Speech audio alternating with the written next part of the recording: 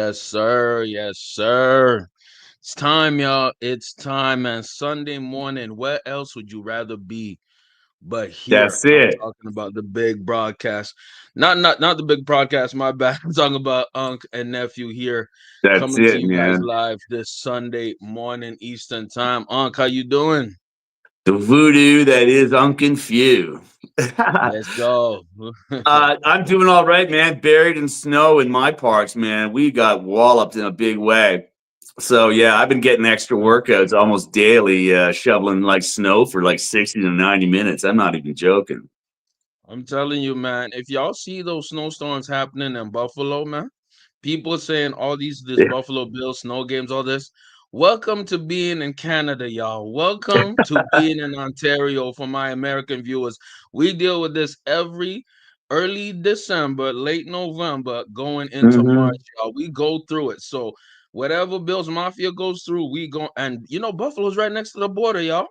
Yeah, yeah. So, Oh, yeah, yeah. No, you know what I mean? Buffalo gets walloped, right? Like the same way I get walloped Straight by up. being in the lee of Georgian Bay. Buffalo gets walloped by being in the lee of Lake Erie, right? So it's a Mhm. little, but it's the same thing. In fact, Buffalo, I bet you, is real happy this week to be on the road out in LA, man. Oh, for real? They're on. Okay, they're on the West Coast. They're in LA. They're. Let me Yeah, tell you this. dude. I'll tell you this. I like winter, but sometimes I'm like, bruh, this too much. Yeah, I man. like winter, but I'm like, oh yeah, brother. Oh, you know what I mean? Let me tell you, I Mm. love winter between December 15th and January 15th, right? The holidays, the prep for the holidays, you're out doing your Christmas shopping, it's snowing, everything feels like Right. festive, right? And Bro, but by January 15th, like I'm done. I'm over it. Yes, yes. After I done Mhm. went to skate, maybe been around the family, went out for a bit. We had Christmas. I'm like, okay, it's about time, bro. It's By about time. February 1st, I'm just in survival mode, man. Like how, T minus how many days until like, mid March. I'm telling you, man. I'm telling you. Let me tell you this, man. As we go through this season, man, we are crazy. We're in week MF and 14, man. Where's the Look how season fast the gone? time goes, man. It's crazy. It's been Yeah, a wild like one. It's been a crazy one. And by the way, I want y'all to come show us some love by liking the stream, man. Best way to support us. And we yeah, gotta get man. in. We gotta get into the stories, brother. We gotta get into the stories, man. Yeah, dude. Let me tell you, the biggest one again. It's actually not even the Jacksonville Jaguars, really. It's the hit Azeez Shaair on Trevor Lawrence. And by the way, this game was kind of trash. Like it wasn't really that memorable or really that noticeable. In It other is words, now. and now it is. Now it is. It's going to lead into what we're going to talk about a bit later. Yeah. Houston won 23 to 20. Jacksonville kind of had some kind of rally. Shout out Nico Collins. Shout out They to covered again. they did. They cover? I didn't. Yes, they did actually. Yeah, For- it was a what was the spread? What was the spread again? like it was 3.5. Oh, it was 3.5. Oh, they Yeah. definitely covered. Shout out to Houston. But what does that matter if when we're talking about that hit, man? Yeah. And Aziz here, I believe he has a 3-game suspension, if I'm not mistaken, like 200 some to pay. I'll just look at it right How now. much? But what did you think of that? What? Sorry. I'm Go gonna just back. What was that fine? I'm gonna check the fine again. And let me just go online and just look it up again. 200,000 is what you thought initially? Because that That's would what be I wow. thought.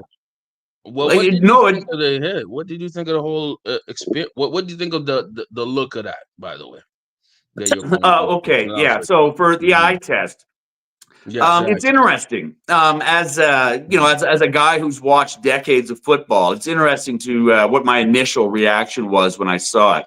My Right. initial reaction was that I thought that hit was kind of like the product of the new environment, right? Because if you really look at that Mm, hit frame by frame, he right. actually puts his hands, he aims his hands for his shoulder. Look at You see it in that picture. He makes Right. full on contact, but then he shimmies with one of his arms to give that extra Mm, shot to the Coco, right? All the yeah. damage that occurred to Trevor Lawrence occurred when his head bounced violently off the turf. right? Yes. Which Yes. in the modern context, he should have laid off like the moment he saw him sliding, like the play's over. All he has to do is put one pinky on him on the ground, the play's Right. over. So obviously, in this modern context, that hit is out of line. And because it Mm, caused damage, because it did cause damage and it looks so terrible on camera, it mm, clearly has to be addressed.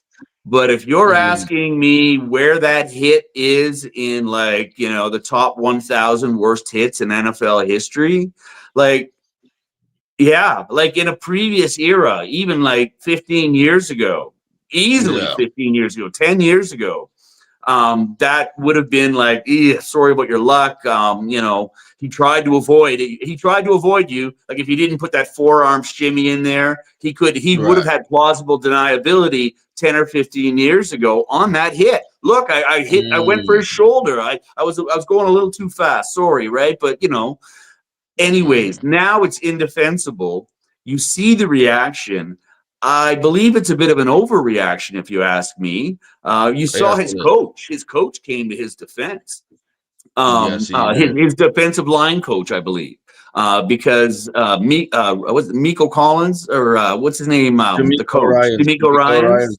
the head Yeah, coach, actually D'Amico was Ryans put out the official line that there's no place for any play like that in the NFL, right? So he did not no. stand by him. But his defensive line coach came in and said, like, look, this is going way too far. He's going to pay the fine. I think the 3 games is excessive, but like Yeah. apparently he's getting like all kinds of really vicious social media attacks and things like that. Obviously, Yeah. people are bringing in, N-word, this and that, right? Crazy. So, Mm. it's going extremely too far, right? And like, I'm of such of a mixed mind on Mhm. this, just simply because of my experience of what I've watched. But I fully appreciate the efforts that the NFL is making to make the game safer. We've got the question here: is it turning soft or just safer? And I think the answer to that question is both. Right? A Oh, okay. softer Okay. game has to be developed because are you kidding me? Like the defensive Okay. players really are lightning quick compared to what they were 25, 30 years ago. Like they Oh, are. They're just absolutely. simply faster. Okay. So if you Absolutely. still Absolutely. play with the abandon that defensive players used to be allowed to get away with, Mm. you would have you would have a lot more injuries at a time when the No cost doubt. of an injury is really significant, right? Like this guy Right. just signed an extension for a game. It's crazy. Yeah. He's a he's He he's a huge he's huge for the league. They need so Trevor upright. You know what I mean? like a hit like that might Right. seriously cost the Jags, like context of the Mm. game. That hit is unacceptable, and the other players knew it. Lawrence just got back from an injury, right? So feelings Yes, he are did. high, and Right. I kind of feel bad for the guy in a way, the defensive player. Like Me too. he should have exercised better judgment, but I do believe the penalty is severe. But like if you're trying to send the message that we do not want these assets damaged, that we have a different view of CTE, concussions, these types of debilitating injuries as human beings. Like, are we Mm. getting softer as a society? Maybe, because every generation we learn new things and our value systems change. And so, yeah, hits like that, yeah, you'll see as a recurring theme throughout this podcast when we deal with dirty players and whatnot. You'll see Right. how the league and that type of player products of each other and whatnot, and that you have to make a concerted effort after you've made the decision that you don't want plays like that in the game. You then need to actively enforce it, and this is part of that. But I feel bad for the reactions that Shaair is getting, because like you saw his reaction. And part of his penalty is also his reaction to the penalty It, on the field. Like he it's looked, after. It was a fighting after. There was some fighting afterwards. and So that added to it. You know what I mean? he seemed like he had no regrets, like he felt he was in the line, and that's probably because he he feels he didn't target the head. I'm telling you right now what it was. I think if we're gonna look at it again. I think again it was when Trevor Lawrence fell in full speed as a human being. That's against the rules of physics, man. You Yeah, know what I mean? And Trevor Lawrence, in his once you are running, you lose the protection of being a runner. I'm gonna say that's it, man. right. This was an overreaction. I hate what is going on, and not saying the league has become soft. I think the league has become stupid. Let me say why. Let me lay my case. You are asking grown men who are paid millions on millions to defy the laws of physics and treat the quarterback like he's a completely separate entity of the entire game of football.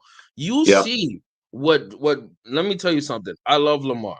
But when Lamar scrambles out of a pocket, he's a live player, man. I'm sorry to say it. So the defender is coached. They're coached to be physical and punish the quarterback when he goes out of the pocket. You know what I mean? And here's the irony of this whole thing. When you do this and you give the quarterbacks almost like a get out of jail free card type things, they will bend and abuse the rules, y'all. They will bend and abuse the yeah, rules. It's a competitive advantage now, bro. Look at this. Let me give you this. Tom freaking Brady had a similar take than me, and nobody has benefited from the bending of rules towards quarterbacks than Tom MF and yeah. Brady. When you have Brady siding with Al-Shaair right here, you see that there's something going on in the league Right. where it's Because become so advantageous for the quarterback that imagine being a defender in this age. You know what I mean? And right. look, I'm gonna just say this: Because Al-Shaair actually has Brady's a of a history. certain age. Brady, like he's like Thank me. Like you. I'm a bit older than Brady, but we're both of a certain age and memory where we're just Yeah. looking at that going like, how is that What? a 3 game suspension? Like 15 Three yards on the things. field, maybe a $10,000 fine, right? But like, whoa. Right, right. And this is the problem, man, because now you've encouraged players or defenders to basically give a pillow to the quarterback anytime he goes out of the pocket.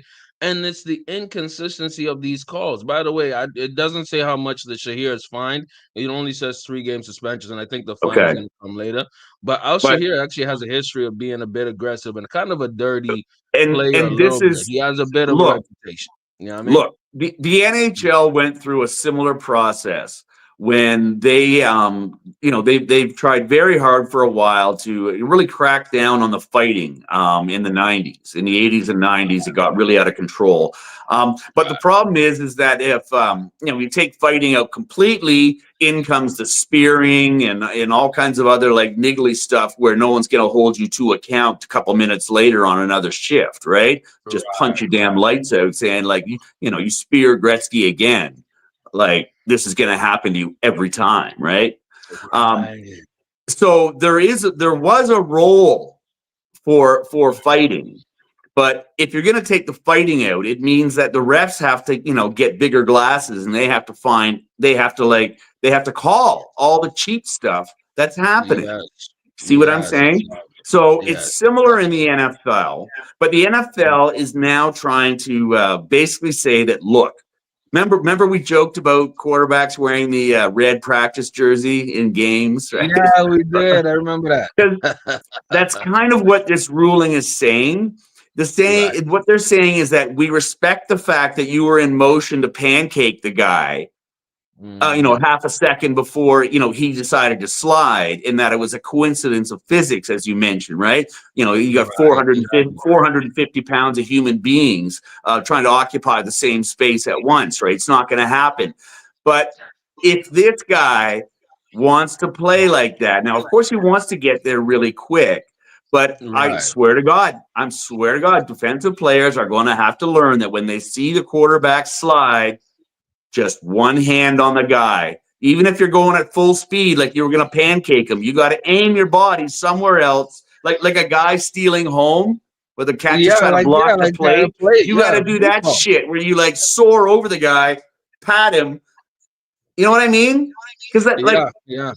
that's the new standard, and that's what this fine demonstrates, or And the you know what? suspension. this, they haven't released exactly this fine, but definitely the suspension. My thing is, when you look at a guy like Azeez Al-Shaair, right? I just searched him up his history.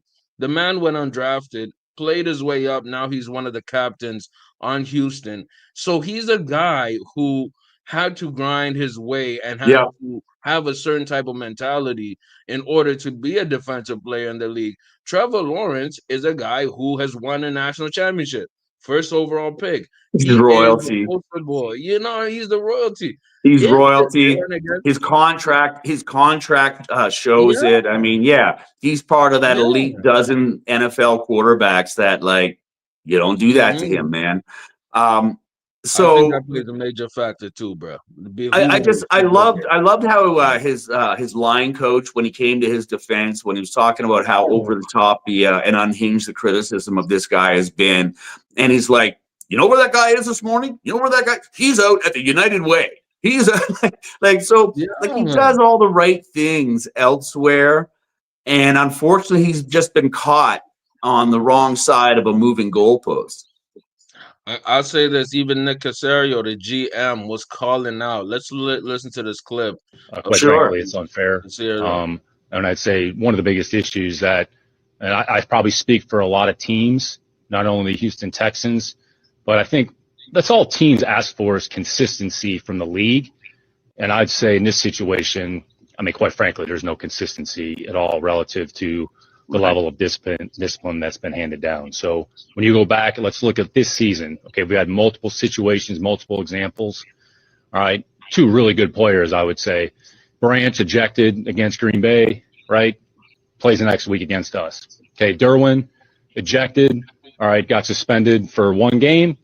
And Derwin's a great player, and Derwin's had some other situations that have come up. And I'd say even going back here, a player that we know well organizationally here, Kareem Jackson. Kareem's a good player. Was ejected, fined, ejected, fined, ejected, and then suspended after 3 games. So we're going to say Azeez Al-Shaair, who nobody embodies our program more than Azeez, what he's about, what This he's right been here. through. You all know his story. There's not a more selfless individual, more about the team who's earned the respects that represents everything that we want this program to be about. I mean, this morning he was at a United Way event. So we're talking about some of the commentary that has been made about his character, about the person that he is, about what his intentions are from people that, quite frankly, don't know anything Yes. about Azeez Al-Shaair. Okay. Yes. And for the league to make some of the commentary that he made about lack of sportsmanship, lack of coachability, Right. lack of paying attention to the rules, quite frankly, it's embarrassing. So I think the big thing from our, and I talk about a player who's never been suspended, never been ejected. So now we're saying that he's going to be suspended for 3 games. So look, it is what it is. I think the big thing from our standpoint, and all teams want this, is just some level of consistency. And we've talked to Yeah. the league, quite frankly, but we don't have a good explanation. D'Amico talked to them yesterday. So, I mean, it is what it is. That's a That's the great clip I was GM. talking Kudos about. to I'm him. sorry. You said that was the general manager? Yep, Nick Casario. Yep, yep. Okay, I'm sorry. I thought that was All his good, bro. line coach or somebody like that, right? So, Mm, wow, that's fascinating. That's right? fascinating that, D'Amico Ryans came out stridently one way, and then the general manager. It's like good cop, bad cop. It's like, yeah, NFL, Yeah. yes, NFL, we support you. You're right. You're right. You're right. And then this guy comes in. He's like, Yes. Good. And guess what, man? D'Amico Ryans played linebacker, man. If anybody knows about hitting and tackling, that's D'Amico Ryans. And my thing is, well said by the GM. You need yeah, a level of consistency, my boy. And think yeah, about it like this: you can't, I don't like these disgusting fans in Jacksonville who are yeah, saying the most disrespectful things. These are professionals who get paid to play a game, man. You know what I yeah, mean? Aziz's job is to stop touchdowns. Trevor's job is to get touchdowns. Leave it on the field. I bet Aziz is probably a good guy off the field. He just has to go in a mode to play a yeah, violent game. You know what I mean? yeah. So it's unfortunate. It's unfortunate. Right. Let's talk about this. Let's talk about some ball for real right now. And this is a NFC Championship preview potentially, right? We're gonna talk a Yeah. little more about dirty players a bit later, or dirty plays. Talking about the Green Bay Packers versus the Detroit Lions, and the key to this game. By the way, fantastic game. Congrats to the Lions. The Lions have beat the Packers twice. Obviously, the Lions are going to win this division. They might be number one seed. We're going to talk a little bit later about this. But the big decision that I wanted to chat about was Dan Jesus Campbell Christ. and that the fourth down decision in the Packers territory with about like a minute something left in the game when you could have just kicked it, ice it, you know what I mean, trusting your defense to get a few stops. Yeah. The man goes for it. What? Well, Talk to me on. yeah. I mean, like Dan Campbell has developed a reputation for himself as being slightly unconventional where fourth down is concerned, right? Like Right, right. he rightfully trusts his offensive line to be able to get the 1 yard upfield before they even hand it off. You know what I'm saying? And he's Yes, got a sir. fairly good track record on that. But Mm. what was so unconventional about it is that, of course, when you do that, you always run the risk. And they ran a passing play, right? Yes, they did. Yes, I Right. remember. So, like, It it's was a pass touchdown. extremely risky to expose your team to the chance of not getting those 3 points. Yes, yes, yes.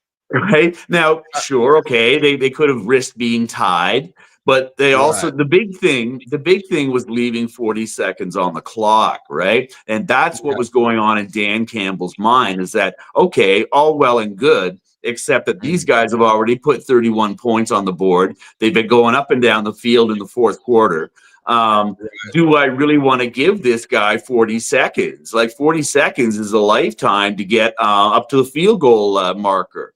So, Right. Dan Right. Campbell just probably hates overtime and decided that he was willing to risk it on fourth down to avoid an overtime scenario. But the reality is, if you look Mm. at both the effectiveness of the Detroit offensive line, like on the season, but you Right. also look at that game, that was their fifth fourth down attempt for the game. They Oh, good converted four point. out of they converted 4 out of Yes. 5 fourth down conversion opportunities.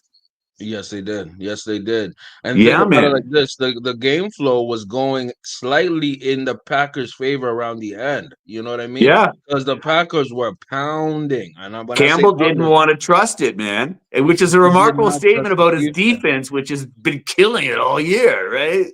The crazy thing is they're divisional rivals, so they've seen each other. They know each other. Meaning he knows what LaFleur's thinking. And by Yeah. the way, again, we talked about it last week. The year of the running back, Josh Jacobs, fantasy owners, you better be smiling ear to ear because this man been getting touchdowns upon touchdowns upon Three TDs. touchdowns on only Yeah, 66 yards, right? gashing the entire Yeah. Detroit defense, So, gashing them. So Dan made a risky decision, but here's my thing: do you think it could come bite his aggressiveness?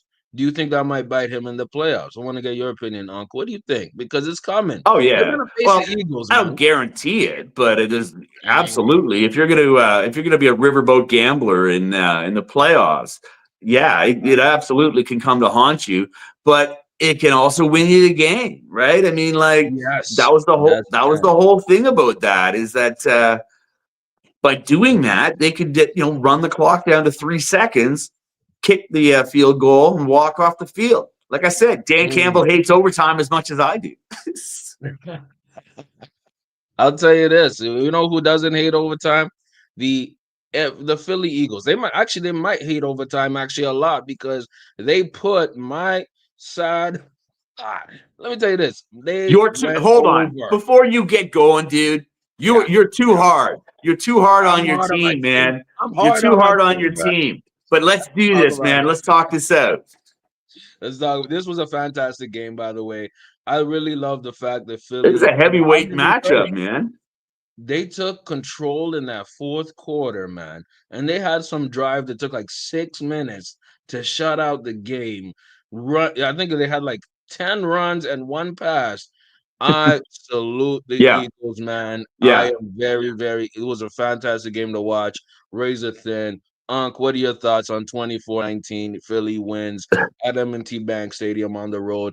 Them and the Lions. It's a Yeah, they have like a destiny meeting coming up in the NFC Championship. I can yeah, see it yeah. now, brother.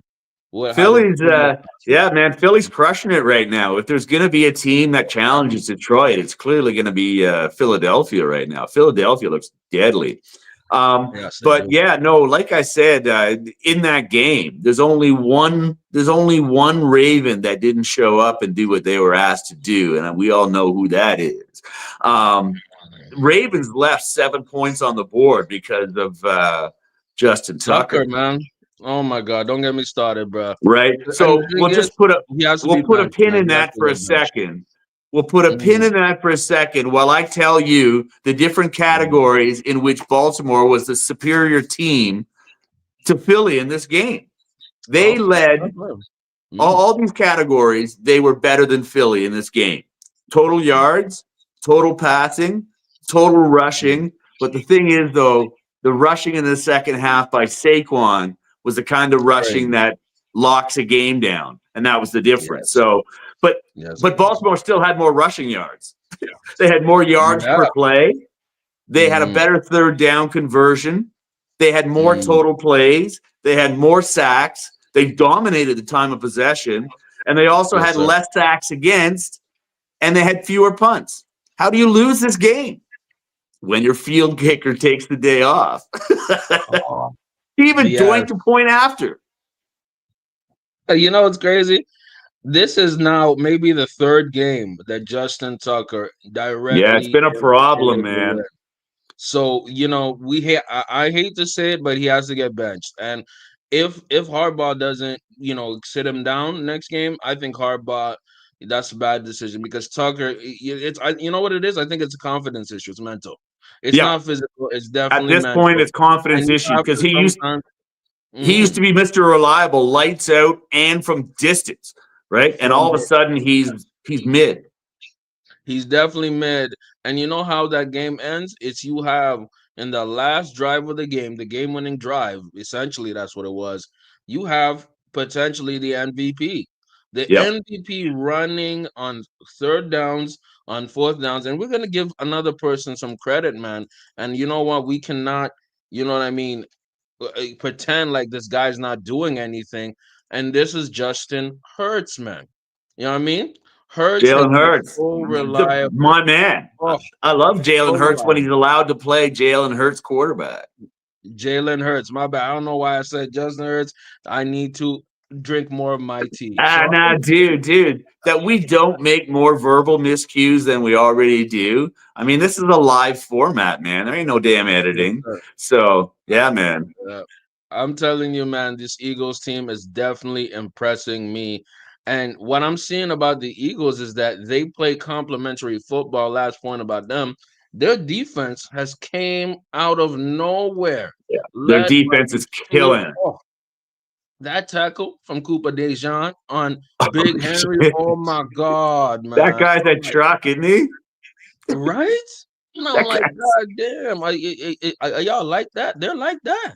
You know what I Hey, mean? speaking of trucks, man, just this quick Yeah. sidebar. I watched a guy in the Arizona State, the Big 12 College Championship game yesterday, and I Ooh. watched this running back Mhm. named Scattaboo.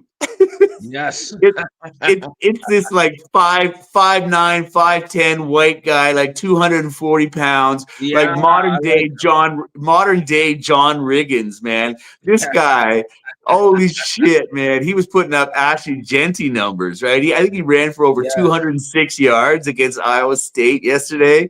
And it was Like, just like, holy Christ, man. Here come the White Thunder. the White Thunder from Up Under or something like that. I saw a little bit of his highlights. This guy can ball. He can play. I actually looked up his scouting reports. They say no one has any need for a 5'9" running back who doesn't have breakaway speed. But I'm sorry, man. There's got to be a team somewhere that needs a fullback or like holy Christ, man. Yeah. Right, Man, I have an idea of a team. How about the Niners? Because they keep on losing their white running back. dude. The How about Niners the are Niners? The Niners better fix spoiler alert. Spoiler Come on, alert, man. I believe the Niners are done, and I think we see it this weekend. Mhm. That is a fire take. And guy, and let me tell you the truth. They looked done in Buffalo, man. They looked Yeah. defeated. Even before CMC went down, they better call this guy Cam Scatterbill, whatever. I can't even pronounce it. They better call his agent because they better pick this dude up because they need another white running back. Because I'm saying right now, I don't know what it is, bro, but I see the end for McCaffrey, man. I do not see it. The man is getting It'll injured a lot. And you know what? The like Niners as a team look defeated, man. And there's rumors that Shanahan might go, or there might be some kind of deal to Shanahan to like right. teams are I actively recruiting Shanahan because they got embarrassed by Josh Allen. And by the way, it's not a bad team to lose to because Buffalo is a fantastic team. But yeah. to get your get Your clock absolutely cleaned. clean clocked by the 35-10. You're Yeah. 5-7.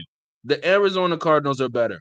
The Rams are better. You are the Seahawks are you're the worst team in your division. Yeah.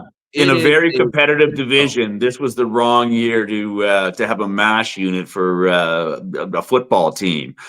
Their biggest question is injuries. Like their injury report this week, right? Checking it out on Vegas Insider in. You read down the injury report. They have 20 players, Oh, right? 17 of which 20 players oh, listed, 17 of which are out, right? It's only a Jesus 53-man roster. Shit. Right? So yeah, Christ. it's Report. really bad, man. And Trent Williams on the offensive line is out. Nick Bosa on the defensive line is out. But there's four other defensive linemen who are out. Right? So that's a lot of injuries. But also Brandon Ayuk is out. Right. Debo, without the downfield threat of Brandon Ayuk, is he's not that effective. George Kittle's foot is bothering him. I'm not. Him and Purdy, I think, are playing today, but they've both been recently injured. The question is, I mean, how long will Purdy play today, man? Like, if he gets driven Right. down to the turf in an awkward way, is he out? Right? Right. So yeah, man. I really believe that the 49ers don't have a chance in that division just because of how the quality is. It's kind of reminded me of our conversations about how the AFC Mm. West has been historically, with between the Chargers and the Chiefs and all, and Yeah. Denver and the Raiders.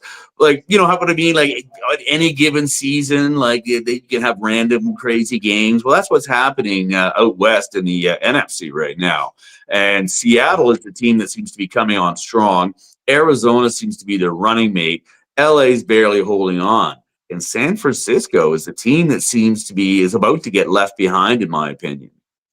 I'm telling you right now, they better crash out and get this Arizona State running back because they are, as a team, they better crash out because they're going to be drafting high at the end of the season.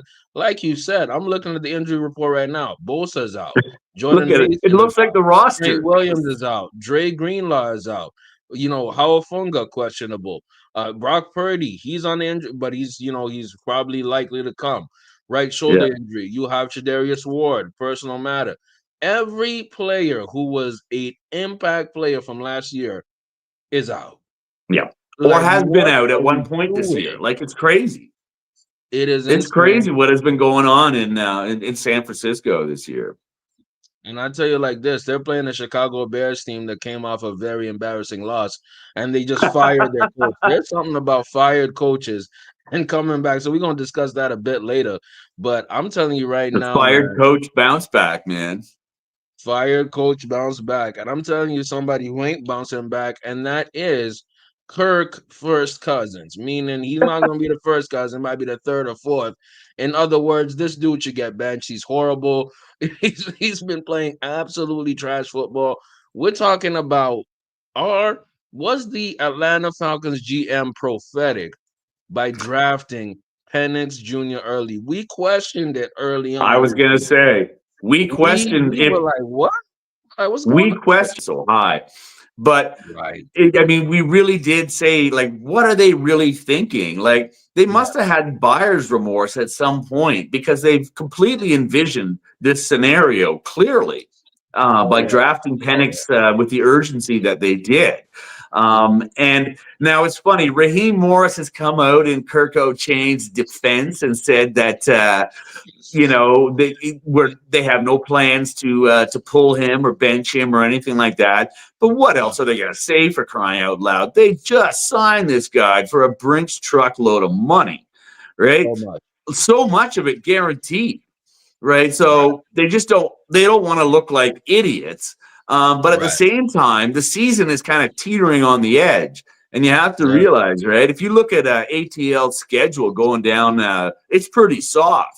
They've got Mhm. many winnable games. It's not a guarantee that Tampa Bay is just going to reel them in and spit them out, right? Like they could win Right. those games, but they may have to ask themselves some hard damn questions Yeah. about whether they want to throw Penix in there, because I'm not sure that Penix, with his age and experience and the number of games he's played in college, like I'm not Yeah. sure he's not going to be the better football player right now, especially this deep into the season where he's had lots of reps with the practice squad and all that type of thing. Yes. He Yeah. probably knows the playbook real well by this time, right?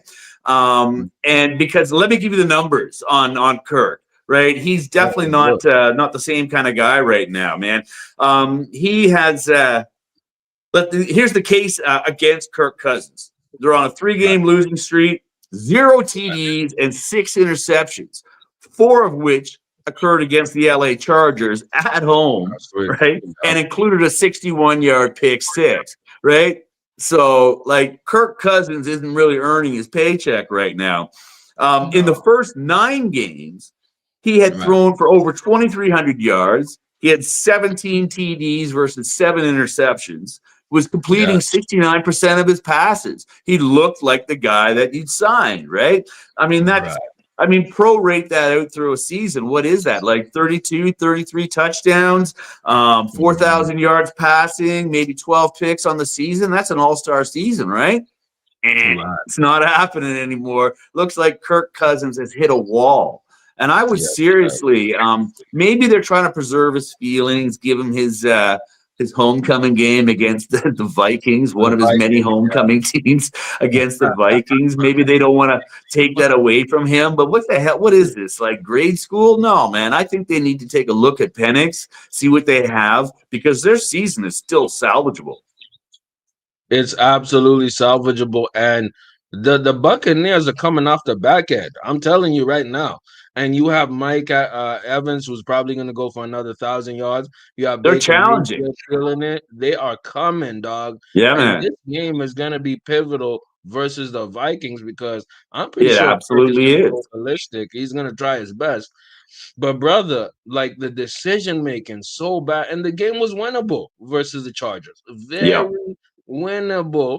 And I'm thinking about okay, if we don't really pay attention to a lot of the Falcon games in general, but bruh, you are facing a 10-2 Vikings team. By the way, the Vikings still a very good team. Very You good don't team. know, man. Well, and also too, you've got a slow, immobile quarterback who's kind of creaky, right? We've used that word creaky to describe Aaron Rodgers. It also applies to Kirk Cousins at this point in the season, right? Yes, And sir. Brian Flores is going to bring the house, Oh right? yeah, So Kirk yeah, Cousins he's either going to have to find Drake London streaming across the middle up the seam all afternoon, right? Or he's going to have to go downfield to Mooney, but he's going to have to get rid of that ball in like 2.5 seconds or less if he's going to yeah. survive today, because otherwise Brian Flores is coming for that guy, Brian and Flores is he's going coming to for get that there. guy. And let me tell you this: sneaky good playoff team is the Vikings, man. I'm telling you right now, this could go. We're gonna get on the lines and spreads a bit later. This could be a blowout. I'm sorry, this could go into like the. You don't think the Vikings want to get revenge on Kirk? You don't think they? Of course they do. Yeah, dude. Most teams want to Yeah, get that get back. So when we're talking about get back gang, I'm saying that there's going to be a time in this game where I think Raheem Morris might have to be forced to start Penix. That's a well, prediction. this is what I'm He might, getting at. Like my yeah. my guess is that they reached that point before halftime. Like, Oh, that's a hot take. yeah, we'll That's a hot see. take. I We'll like see how it plays out, right?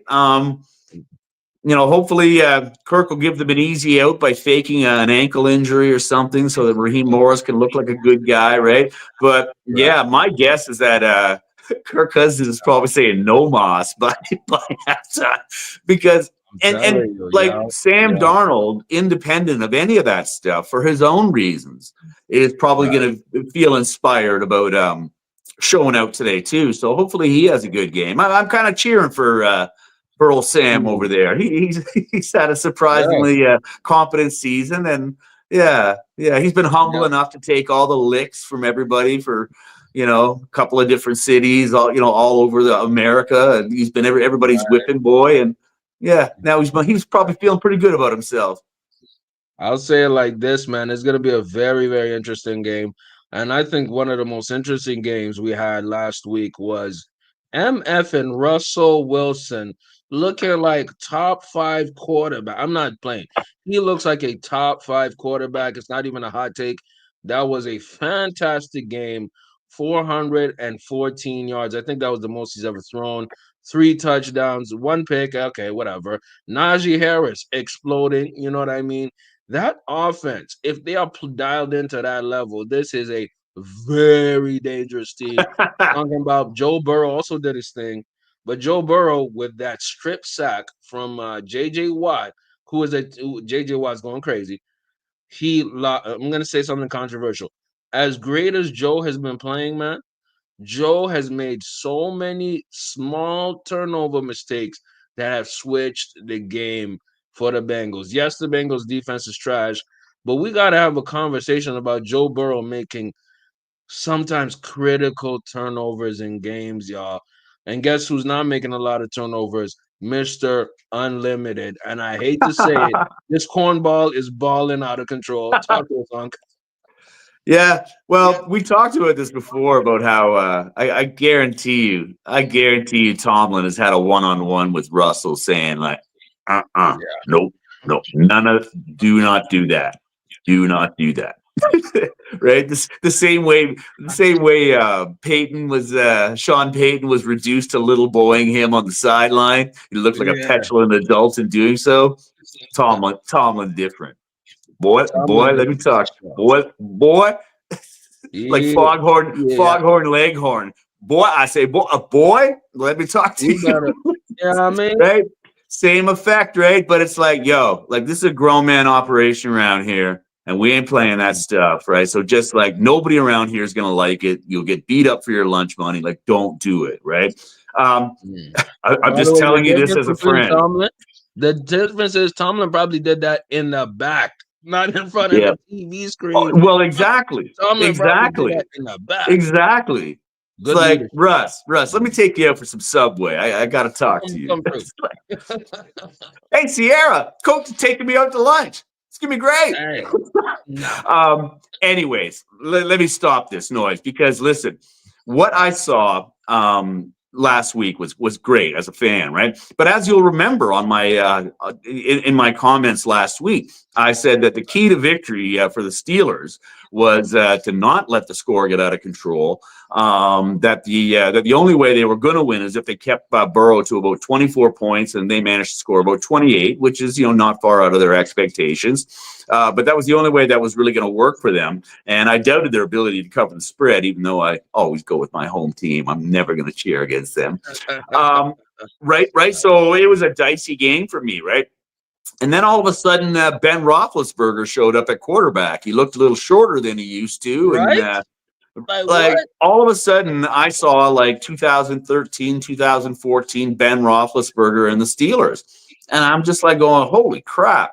Right? Like they're actually going to go toe to toe. They're going to outscore Cincinnati in this game. So, I mean, as a fan, I reveled in it. I had so much fun watching that game.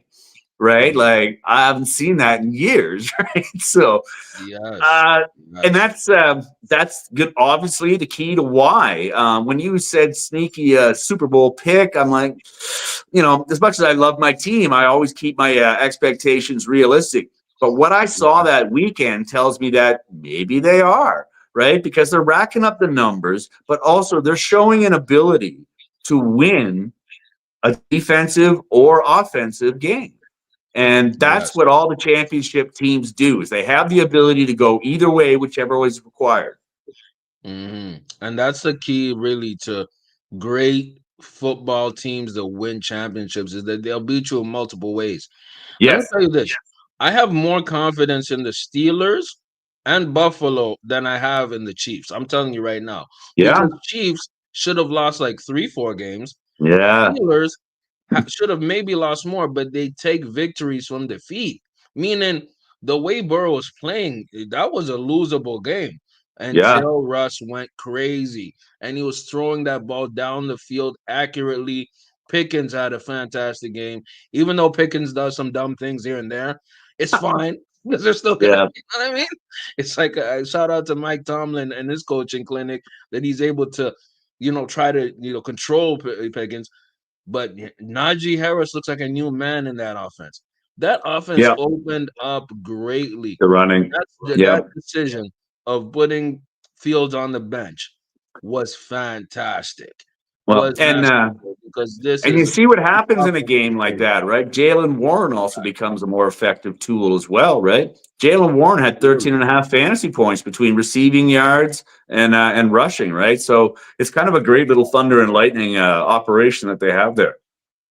I'm gonna say something controversial, by the way. This is not even that super controversial, but I'm gonna speak on it because we gotta say it. And you know what? I've been dogging this guy out before we get to our lines and spreads. I gotta speak some real, man. These Dallas Cowboys. Did the Dallas Cowboys did they play last week? I didn't. Oh no, they played on Thanksgiving. My mistake. Dallas Cowboys are going to be playing the Bengals, and adding on to the Bengals, I think the Bengals they're toast. They're going to go 4-9. They're going to play a fire Cowboys team. The state of the Bengals, NFC talk. I mean, Yeah, AFC yeah, North yeah. talk. What do you think about the Bengals, brother? Just so one of you, Interconference, I take over. rare interconference play. You never see the Right, Bengals play Cowboys, right? right, right. Okay, right. Yeah, this is a hard one for me. Both teams are uninspiring, clearly. But I fully expect fireworks, right? Right. Cooper Rush has shown an ability to fling the ball around, and if they can get Tolbert and is Lamb playing? There was a question about whether CD Lamb would be playing. Oh, that's a great question. Let me look at him in the injury Yeah, see if report. you can find CD. that, and I'll keep talking here. But anyways, yeah. And at the same time, Dowdle, because they're getting some, when they get the receiving yards, Dowdle opens up, right? They used Dowdle as a bell cow the other day. So all of a sudden, the Dallas offense looks like it can score points, right? Well, they're going to need to score points because their defense has not solved any of its problems, really. They've Yes. become a little bit tighter, but going up against Burrow and them, right? Like, it is going to be a challenge. So my guess is that we get another one. Like, definitely take the over in this game when we get to that. But I'm Yeah. expecting both teams to be pathetic on defense and more than competent on offense. I'm gonna say this. We're gonna get into our lines and spreads right now. CD Lamb is expected to play. Obviously, he's gonna be in a limited capacity, so that might help our fantasy owners. Brandon Cooks, I believe, is a sleeper pick because him and Cooper are in a flow. But you're absolutely right, man. I would probably take the over on that game. And you know what? You know what? Here's the thing: when you have Joe Burrow quarterback, you're still in the game.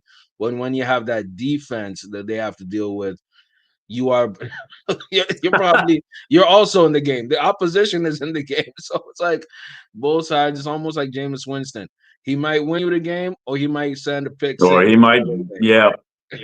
Sink or Yeah, swim. yeah. My God, just a quick aside on that. I mean, Jameis Talk Winston about is it. so much freaking fun right now, right? Oh man, I Like, love it. what a I love character. In a way, I'm kind of happy for him that he sort of embraced his inner goofball and said, you know what, this is me, right? And this is Yes. how I'm going to stay light. This is how I'm going to stay easy. Because remember, right? Like the Lord looks out for for drunks and crazy people, right? Facts. Like if you fully embrace your like nutty side and whatnot, like Right. you'd be surprised how people rally around you. And like the other thing too that's fun is that Yeah. I guess Jameis Winston has decided to embrace the load. He's sort of like become Christian now, so he's like wearing the glasses and this type of Yeah. thing, right? Kind of Yeah. reminds you of that guy from that movie Belly, right? What's his name? Sincere's Oh, guy, the Belly. guy who ends up Yeah. he ends up joining like the Malcolm X type movement or whatever, but he's actually Yes, like an sir. infiltrator, right? He's actually there to kill somebody. But you see him in the black leather jacket with the glasses Yes, on, and sir. suddenly Yes, he looks sir. all Oh, man. academic and all that stuff. Yeah, dude, Yeah. I'm telling you, that looks like Jameis right now, all dressed up with the pious looking glasses, talking about the Lord saving from interceptions and blah blah blah. Um, Yeah. like I guarantee you, Jameis Winston is going to make more money as a mega church pastor after his Oh, playing days are done than he oh, made in the yeah. NFL. Book it. You can book it now. You know what? Anyways, I love his speeches. Unwavering faith. Greatness is from the Lord. I'm yeah, like, man, just take my tithes and offering, Pastor. Just but take it's my like tithes, Pastor.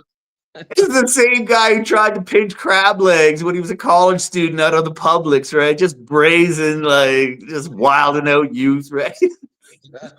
Like Oh, you absolutely right, man. there's a lot of notches on that bedpost and shit. Like Jameis Yeah, probably needed to be saved, right? But man. now that he's saved, you watch out Come now. on now. That guy's gonna have a Come on. mega church within 5 years after he retires. Oh, that's a fact. If he doesn't get broadcasting deals from Fox or something like that, this man is going to be must watch, must Well, see he's a little TV. too wild and crazy for that, right? Like He might CBS, be, they're all maybe. Yeah, actually kind of maybe. I'll take that back. they're all kind of buttoned down actually when you really, I mean, they may seem kind of Mm, wildish and all that stuff, but if you really dig down on their TV mm. personalities, like Michael Irvin's about as crazy as it gets, right? Yeah, Maybe, you know what I mean? Like that's about as that's actually wild as true. they'll go, and he's long reformed, right? Like so Yeah, Jameis is a little bit too nutty. They already have maybe when Terry Bradshaw retires. Yeah. maybe. You know, what I mean, no, I think Teddy Bradshaw's gonna, man. I think Bradshaw's going until he's out, bro. He's gonna go until this Yeah. guy Teddy. He's just trying to stay the whole time, bro. Lee Corso, all those guys are going until they have a stroke on air, right? Anyways, Straight up, let's straight get to up. those We'll get lines and into it. spreads. What type of what matchups are you looking at that look interesting to you? I'm telling you, this Bills Rams matchup is juicy for me, Good man. place to I'm start. telling you, they're going. Buffalo is going all the way in LA.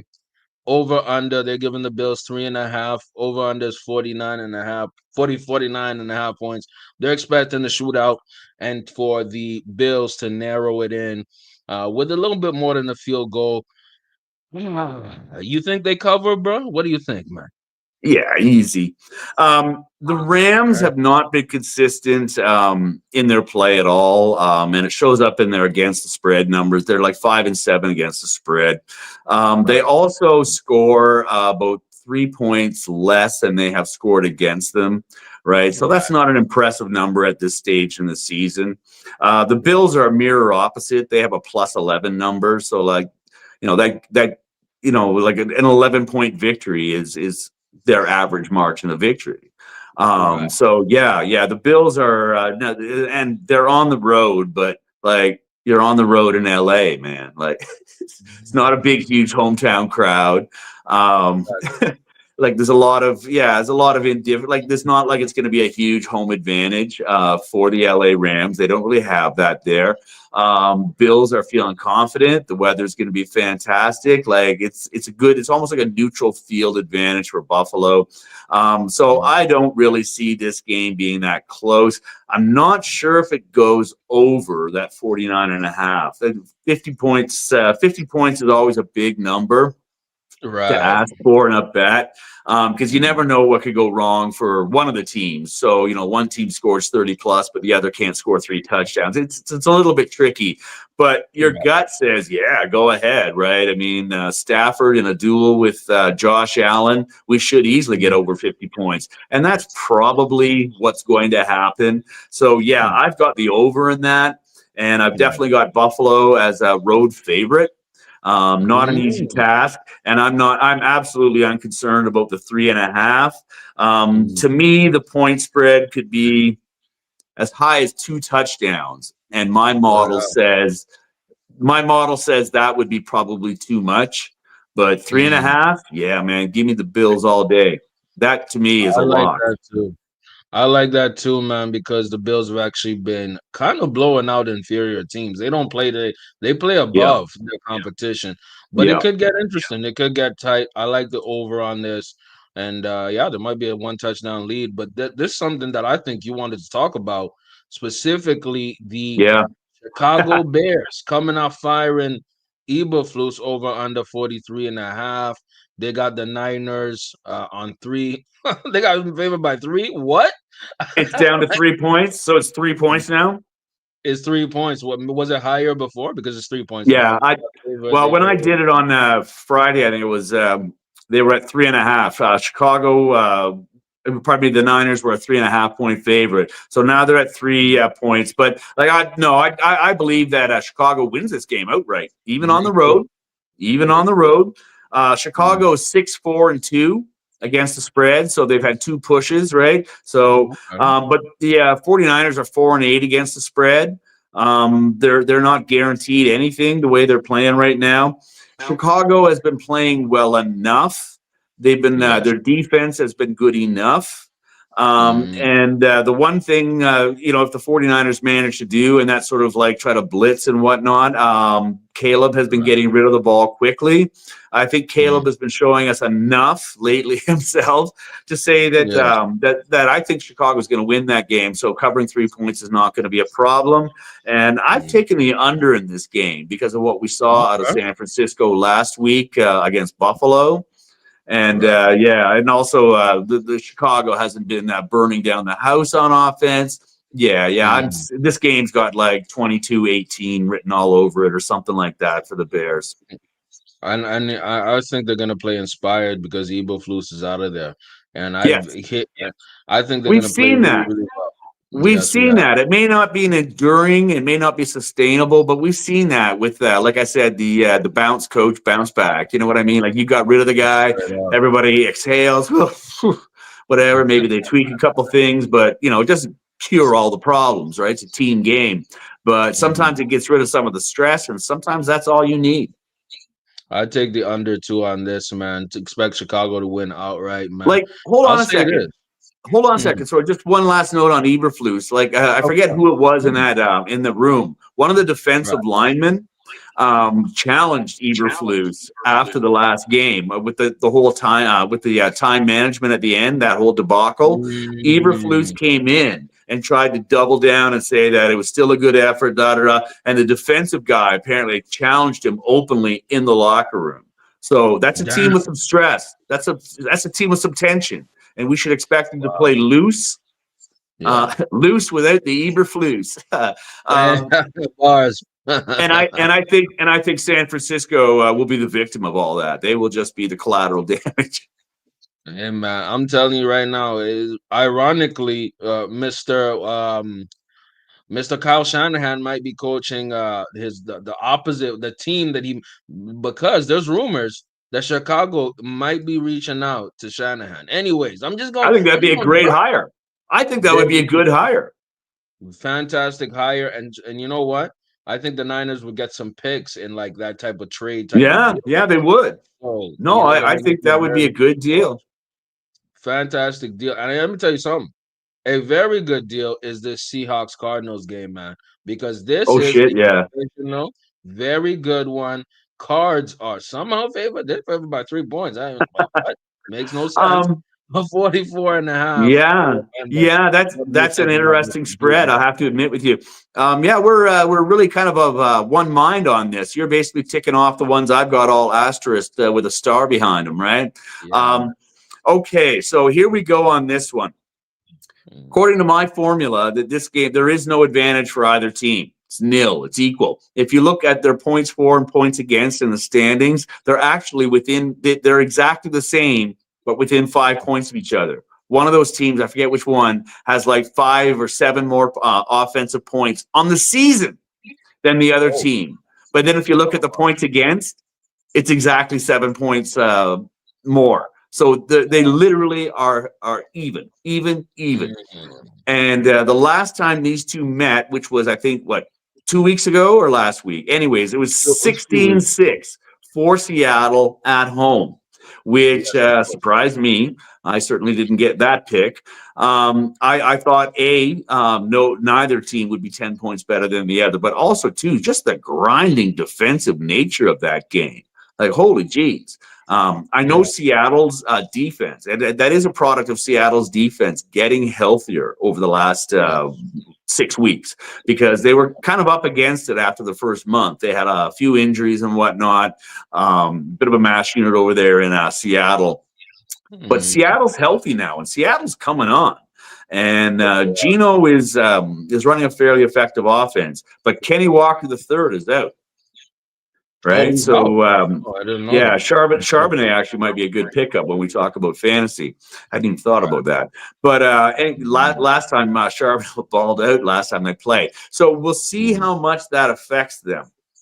Right. But regardless, Arizona, as we know, can pop off at any time. Although Yeah. Kyler Murray's had more turnovers in the last two games than he had in I think all the games before. Right. So I'm not sure whether there's a bit of a regression going on with Kyler Murray right now, but I'll assume not. And Mhm. Arizona's 8-4 against the spread. Seattle's 5-6-1 against the spread. Seattle plays great on the road, but Arizona plays awesome at home. Like, it really is strength versus Mhm. strength throughout this game. But I'm still going to go with Arizona to cover the 3-point spread just because of how they performed against the spread. Because there really is nothing else to delineate. Like, if that spread was 12 points, I'd probably still go with Arizona, saying Vegas knows something I don't, right? But they're 8-4 versus 5-6-1, right? Like, Seattle's not really reliable against the spread. They're kind of mid that way. But Arizona is one of the few teams that has, a positive, very positive top 10, even top 5 or 6, I believe, records against the spread. So they're a bit of a bettor's favorite. And I'm gonna go with the over on this just because I find it doesn't, like, NFL script, like, because they had such a sort of kind of crappy defensive NFC East kind of game, kind of Right. like end of the season, and the two bottom dwellers of the NFC East playing in the Meadowlands, and like on a rainy Saturday in December, something like that, where just Yeah. it's like 13-10 or some crappy game like that. That's the type of game we got in Seattle. And Yes, I we don't did. think it's going to be like that in Arizona. I have a feeling this Mhm. one's going to explode for points, and like, it's going to be a Jackson Smith and Jigba Yeah. game. Think Him and about Metcalf, it. I bet you are going to be big. Gino will probably be a good play today. Like, I just Mhm. think that the ingredients for a bit more of a shootout are in place, so I'm taking the over. I'm gonna go against you, man. I think it's gonna be gritty. I think it's gonna You be grimy. you I think it's think going it's to be gonna. like the previous game, huh? Yes, man. Yeah, Okay. like, and you know what? My thing is, I've been impressed by the play of this guy, Leonard Williams. He got that pick six on what's his face? On goddamn Aaron Rodgers last week. Yeah. That Seahawks defense. I don't know why I said Niners. That Seahawks defense is rising, man. It is Yep. rising, and Yep. I can see them giving Kyler a lot of problems. And as good as Geno is liable to throw a pick six. I think it's going to be a defensive game. You know what I mean? Me and Unc disagreeing, but we got to see. We're going to see it. We're going to watch the games, Yeah. Yeah. go with your Yeah. pick, and see how Just y'all feel about it. You know what I just mean? I'm playing off the NFL, sort of just notorious for Yeah, having different scripts and different games. When you play each other that often, right? It doesn't always play out the same. that's a fact. That's a fact. Let's find out what happens. I'm going to definitely be watching that on Red Zone, or not, maybe just a single game by itself.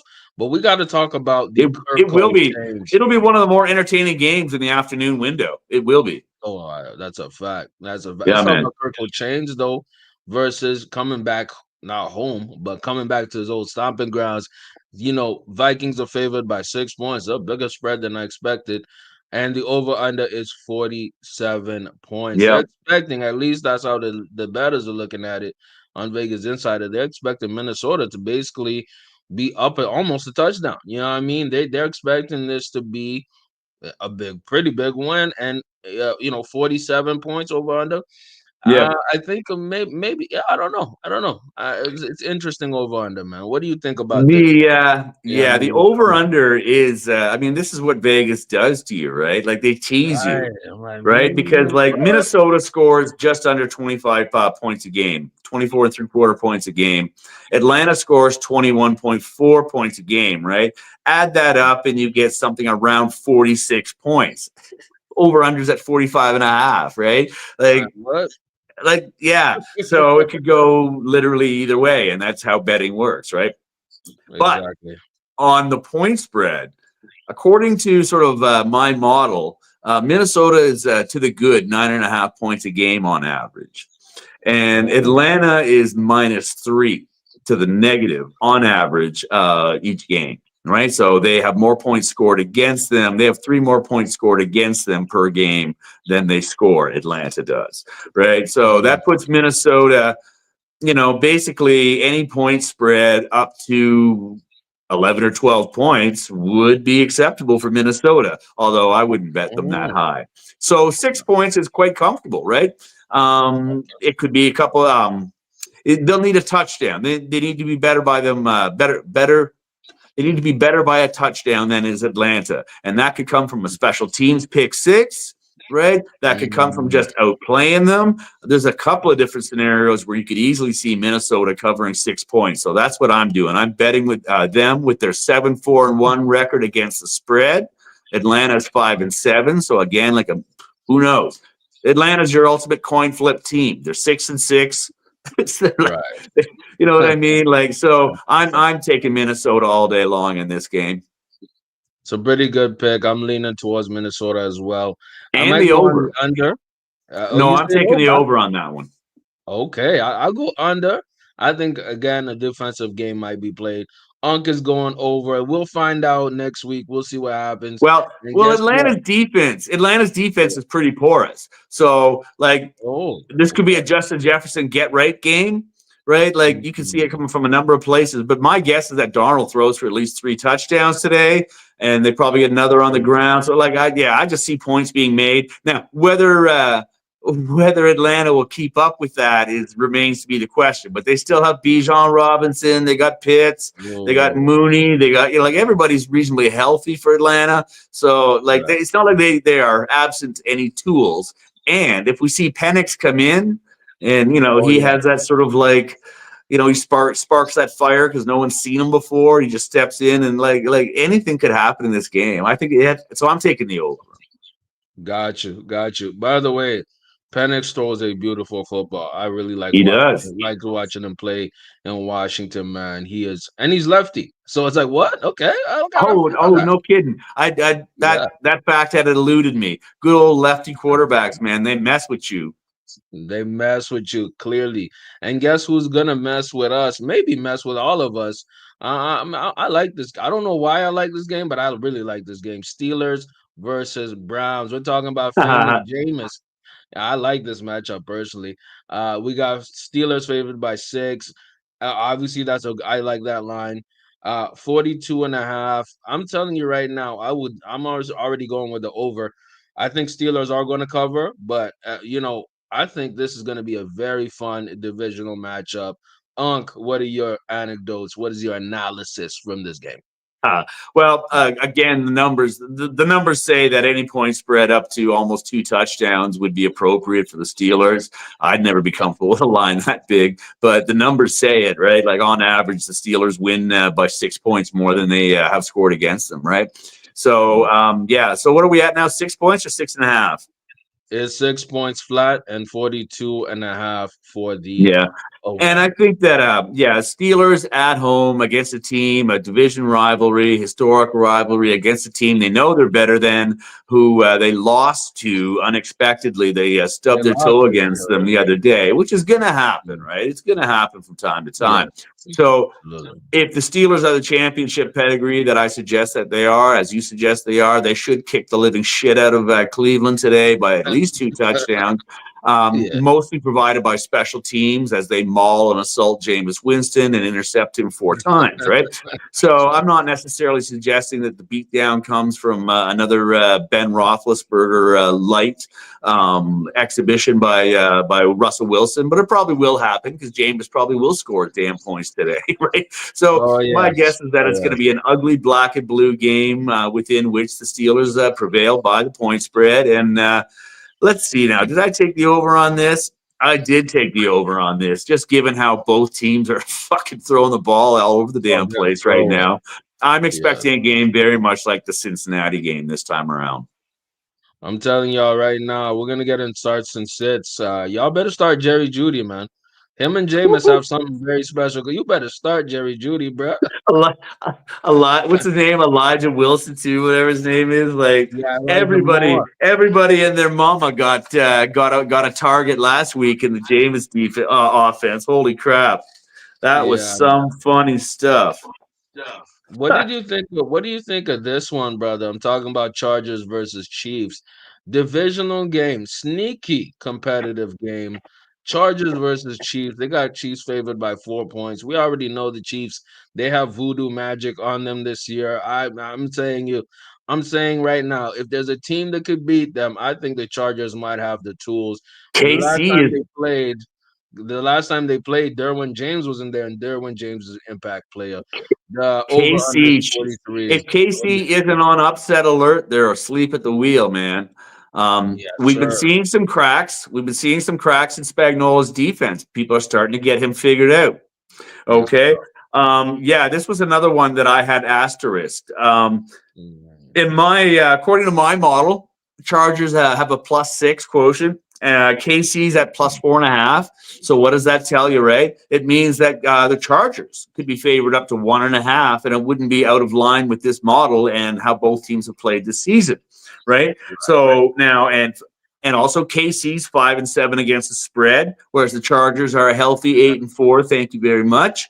Oh. So yeah, and also too, if you look at the last 5 games, I think it is that the Chargers have played KC, and that's Mm. like a much worse Chargers team than we have this year.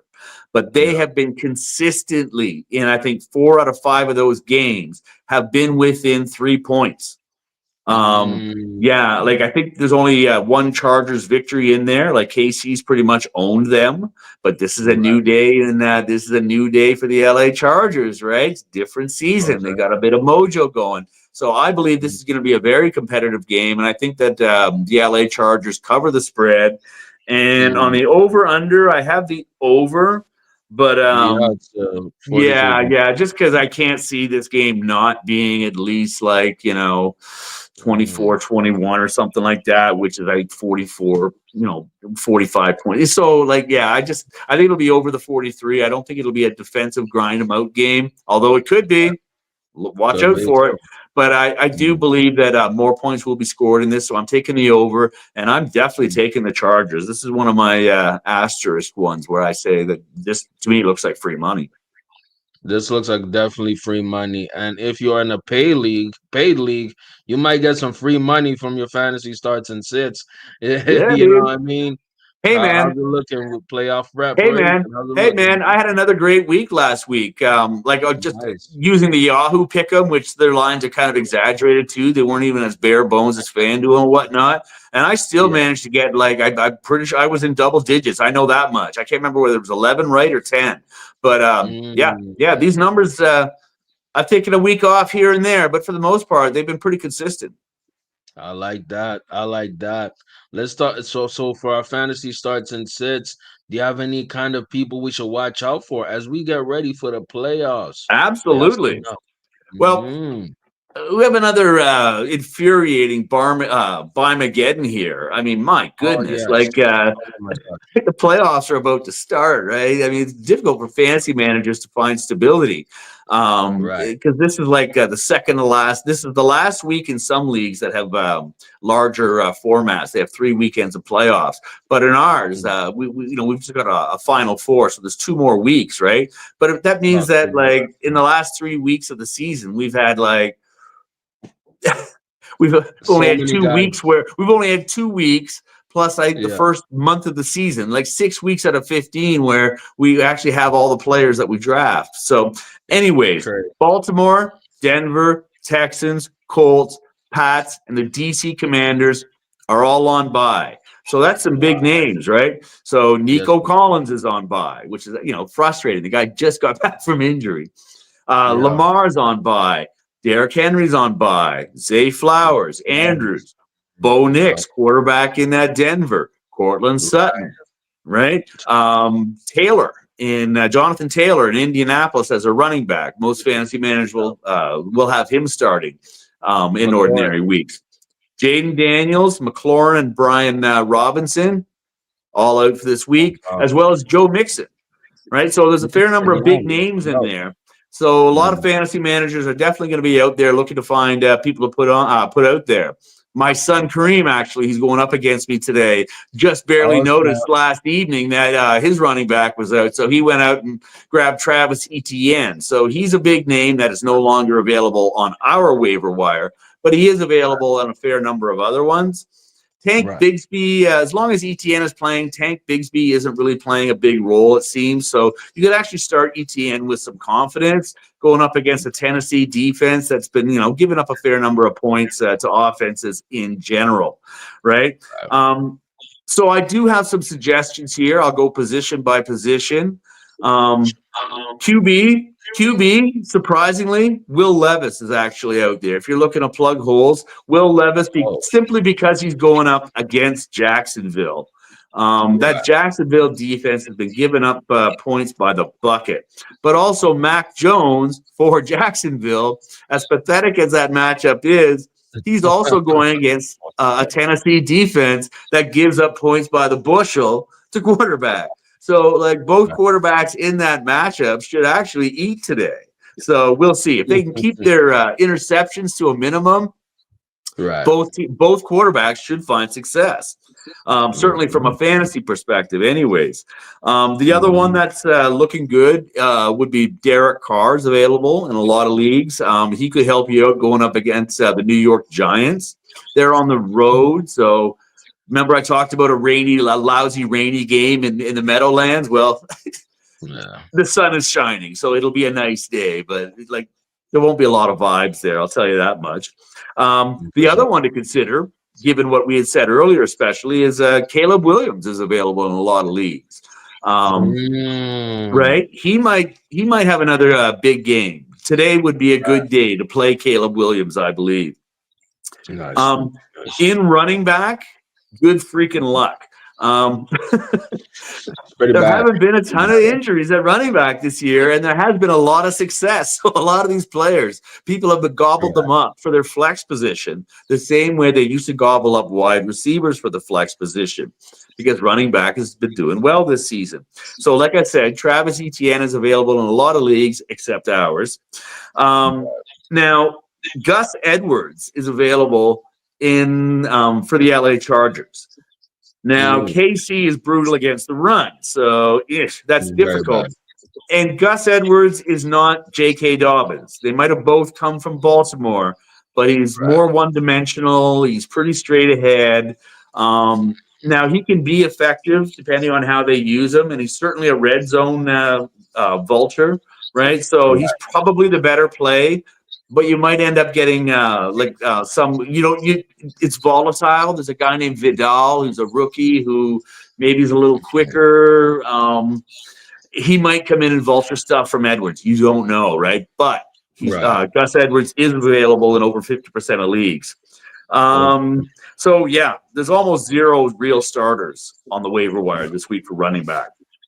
For wide receivers, maybe Addison in Minnesota. If he has a ceiling of 8 to 10 targets on a good day, but he's got a floor of about 4. So depending on what he does with them. But like we said, the Falcons are not a great defense.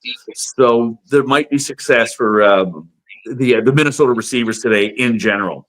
Another one, again, mentioning Caleb Williams in Chicago, looking like a good play against a depleted 49ers team, is Rome Odunze. who has been Roman slowly himself, fighting his right? way up the target share in Chicago. So he may have he's had 8 targets on average over his last 4 games. So yeah, over like 32 or 33 receptions in the last month. So Adunze is Mhm. becoming a regular fixture for Caleb Williams. So you might find success with him as a plug and play today. Nice. Another one is Keon Coleman. Watch his injury status, but if he plays today, it turns out to be the aerial show that we think it might be out there, Keon Right. Coleman will play a big part of that. Right. Elijah Moore, as we hinted at a bit earlier for Cleveland, he's got a Right. ceiling of 14 targets, man. Like that's his high for the Mhm. season. And he's been Mhm. seeing, since Jameis took over, he's been seeing some fairly enhanced action. Yes. Um, right. So he had a balling week last week. Whether he'll do the same this week, I don't. I never recommend chasing points, but there is a strong likelihood. Like what you're looking for is Mhm. volume and possibility in fantasy, and he definitely looks like if it ends up being another aerial show in Pittsburgh, as we were Mhm. suggesting, it might be there with these two teams. Elijah Moore looks viable. Nice. At tight end, there's not a lot out there. Cade Otton is available in 80% of leagues, but as we've seen recently with Mike Evans returning, Cade Otton's number of targets and his snap share has gone down. Yeah. But they're going against Vegas, which is like the third most generous defense, I should say, against the Mhm. tight end position. So all the numbers align for Cade Otton. And if you need a play, you need a plug and play at defense. Maybe you've got Isaiah Likely or somebody or Mark Andrews. Cade Otton looks like he's certainly got the ingredients for success, and there's not a lot available out there. The one that Right. you need to pick up if you're a Dallas Goddard owner, is Mm. Philly's backup for Goddard, a guy named Galcatera. Um, Mm. just because Goddard's out, and he's going against Carolina, which again is the Yeah. number one green light matchup against the position, right?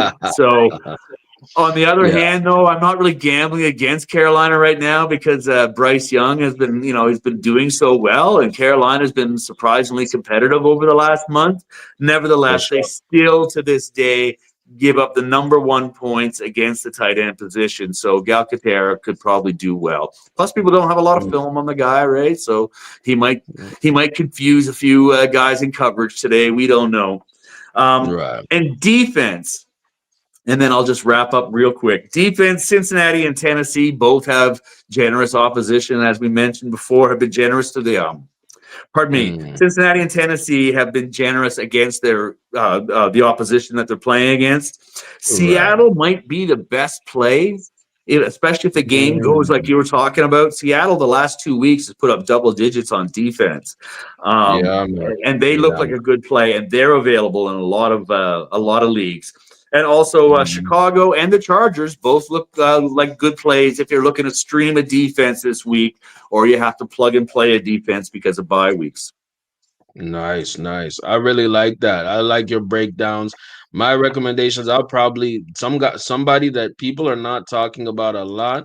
Brandon Cooks. Brandon Yeah. Cooks can be somebody you can pick up to see what you can do with if you need some help at receiver. Some people that I think y'all should bench. I know it's gonna sound crazy, but Chuba Hubbard has not been playing that well. I would say try to bench him or try to see if there's somebody else out there. Also, surprising bench, I would say John Smith. There's a chance that Jets, defense can shut down John That Smith this I'm week. I'm So, a disagree with you on that one, man. okay, you're gonna disagree. I'm Okay, go pretty ahead, sure go the ahead. Jets. I'm pretty sure the Jets are toast. They're gonna mail it in, and a Oh, guy you like you go. Juno is probably Okay, gonna walk. He's gonna walk all over the Jets. Yeah, yeah. I know. that's fine. I think Miami wins comfortably today. I think Miami's going to win comfortably. I'd say another person y'all should think about. Well, you probably already have him, David Njoku. That Njoku connection with Jameis is huge, and I think, like we said, this Steelers game versus Cleveland is going to be a lot of Listen, points, and John is I going to got, drop I that ball. burned myself last week because I didn't play Njoku. Oh, Right, did you bench him? Njoku's a must start. Well, he was going against the Steelers, right? Wasn't there, or whoever he was going against? It was a tough matchup, Yeah, right? yeah, they went against Tough Minnesota. matchup. And I had, Yeah. K. Dot going against the Giants, right? So I gambled that he might see some more action, and he burned me because Njoku got over 20 points. Joko went crazy, and he dropped some Njoku balls with too. Jameis, Njoku with a thrower like Jameis or Flacco or Yes. some guy like that is indispensable. Indispensable. He might win y'all some games going into the end of the season. And let me tell you, somebody who's winning a lot of games, but like eye gouging people, Bill Romanowski. So let's not talk about overtime with Uncle Few, talking about dirty players. We're gonna extend the overtime. F our time restriction.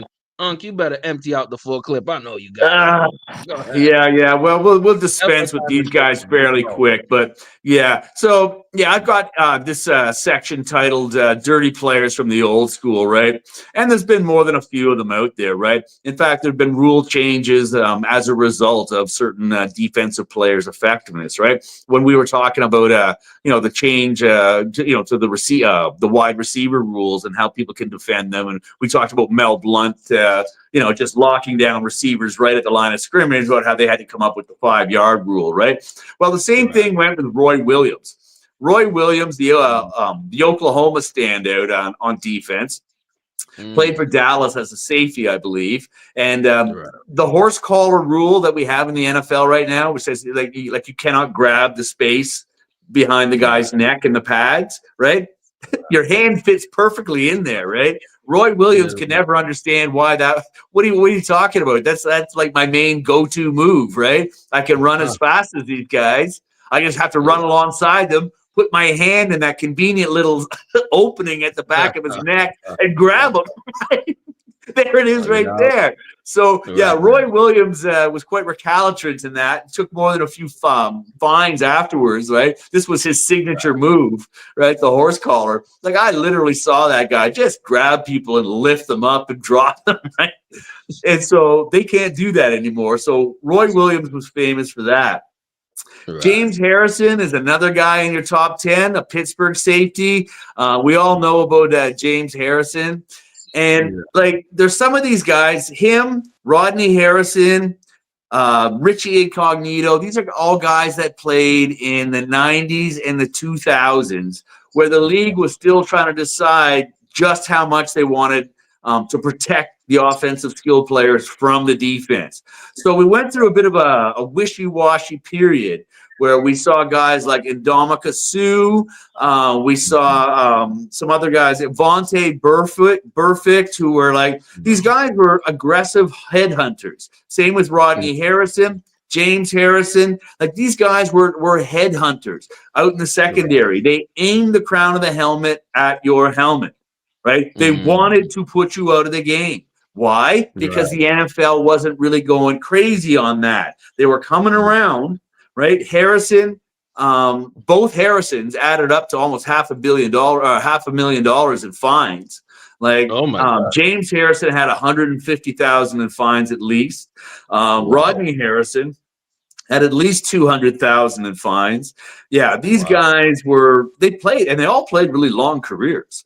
They all played 12 plus years, these guys. So the NFL hasn't really known what to do with them. And so these guys have flourished. And the cost of doing business for their type of game has been six figures. But when you're making $6 million or whatever a guy like Harrison made, getting paid, shelling out $200,000, even after tax, $6 million is $3 million. That's cost you 8% of your gross to just play the way you wanted to, in a way that preserves your position on the roster, right? So until the NFL, which has only been very recently, like we were talking about earlier on in the podcast here, the NFL has finally got to a point where they've decided that, like fighting in hockey, they're sick and tired of these head-to-head helmets, like these helmet crunches, or where people go out there head hunting and they aim the crown of the helmet at the other guy's helmet, because you're a guided missile, man. You're 220 pounds of human body with a plastic crown, and you've launched your body at 20 miles an hour. Somebody do the physics on that. That's like being hit with a truck in the head. It basically is. Yes, right? it is. And so, yeah. And so they've decided that enough is enough on that. So, yeah, we're starting to see this type of play being pressed out of the league. But between the late 80s and the mid 2000s, you're talking about a 30-year period of time in there where there was a lot of really sketchy defensive play that was tolerated. And don't even get me started on the 70s, the 1970s. Because, you know, like Jack Tatum, a very famous safety playing for the Oakland Raiders. He actually hit a guy named, I'll check his name here, Singletary or something like that here. What was his name was they called him the assassin. They called him the assassin. And he, so he hit a player who just caught a pass over the middle, and he put that guy, Daryl Stingley. Yeah, interesting. Stingley, because he got stung. He got stung. He broke a couple of vertebrae in his neck. The guy was paralyzed and then died from complications, a few months later. He never recovered. And Jack Tatum never actually reached out to him or the family to apologize, and was always said, like, whatever, it's a tough game, all that type of shit. It was only when he was into his Jack Tatum's last days, like when he was dying, when he was coming to Jesus, he finally reached out to the family to say, like, yeah, I'm sorry I, killed your boy. So, yeah, it takes a certain type of personality to play with this type of abandon. And I'm going to suggest to you that there are some particular individuals, the guys like Ndamukong Suh and Burfict, and to a certain degree, James Harrison, who, like, it's almost kind of like antisocial. And we'll get into Romanowski because he's the poster child for all of this. It's almost, it's almost kind of like antisocial behavior. Some of the things that Vontae Burfict and then definitely Ndamukong Suh, like when you step on somebody's arm, right? Try to imagine doing that at a beef or at a party or something like that. Even spitting on somebody in public is considered assault. You can be charged with assault if you spit on someone, especially with disease and all that shit, right? It is considered antisocial, violent behavior anywhere except the football field. And certain things that, especially, again, I keep coming back to Ndamukong Suh because, some of the things they've done have just been petulant violence that was unnecessary, especially because Ndamukong Suh was such a physical talent on his own. He did not need to do that. Most of the things Ndamukong Suh got fined for happened after the whistle was blown. Yes. Right? Yes. So this is basic just assault that's occurring on the football field by some of these guys. Right. So we don't really celebrate that. Richie Incognito is another example as we get closer to Bill Romanowski. Here's a guy who was clearly antisocial off the football field as well. And because he was known for, like, hazing players, rookies and stuff like that in kind of humiliating ways. And also he went postal at his dad's own funeral. Right. So, like, this guy's having, like, psychotic episodes off the field as well as on the field. And these are guys that they made the announcements.